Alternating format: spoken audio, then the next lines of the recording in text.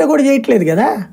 అంటే ఏంటి వీళ్ళకి వీళ్ళకి మధ్య టెన్షన్. రేపు పొద్దున్న చూడండి, తెలుగుదేశం అభ్యర్థికి ఒకటో ప్రాధాన్యం ఓటేస్తారు, రెండో ఓటు కమ్యూనిస్టులకు వేస్తారు. చూసుకోండి, మీరు నోట్ చేసుకోండి, రాసి పెట్టుకోండి. అలా కమ్యూనిస్టులకు ఫస్ట్ ఓటు వేసిన వాళ్ళు రెండో ప్రాధాన్యం ఓటు తెలుగుదేశానికి వేస్తారు. దెన్ ఇంకేముంది అక్కడ, ఇద్దరు ఒకళ్ళకొకళ్ళు ఇచ్చి పుచ్చుకుంటారు. కిందసారి వైసీపీ మిస్ అయింది, అక్కడ కమ్యూనిస్టులతో ఒప్పందం చేసుకోలేకపోయింది. దానివల్ల ఆ తిరుపతి సీటు కోల్పోయింది.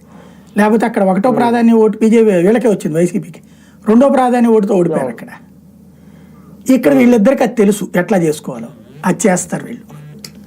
కానీ కూటమి అభ్యర్థి గెలవాలంటే సమన్వయం అనేది ఇంపార్టెంట్, లేదంటే గెలుపు కష్టం. ఆల్రెడీ సమన్వయం ఉందండి, ఏం ప్రాబ్లం ఏం లేదు. బీజేపీ ఓటర్ వేస్తాడు, జనసేన ఓటర్ వేస్తాడు, ప్రాబ్లం ఏం లేదు. అది సమన్వయం ఉంది, చక్కగానే ఉంది.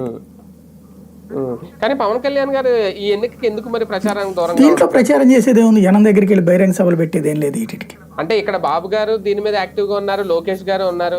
ఓకే, జనసేన తరపున ఇద్దరు మంత్రులు చేస్తున్నారు అనుకోండి, దుర్గేష్ గారు ఈయన నాదెండ్ల మనోహర్. కానీ పవన్ కళ్యాణ్ ఎందుకు లేదు, నేను ఆయనే కదా మాట్లాడింది.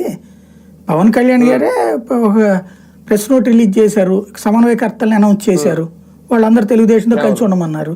అదే కదా ఆయన చేయాలి. ప్రెస్ నోట్లకే పరిమితం. ఎందుకు ఇంకా అందులో ఏం చేయాలి? ఆయన జాతిని ఉద్దేశించి ప్రసంగాలు ఏం కాదు కదా ఇది. ఈవెన్ చంద్రబాబు గారు కూడా ప్రజలను ఉద్దేశించి ఉపన్యాసాలు కాదు ఇస్తోంది.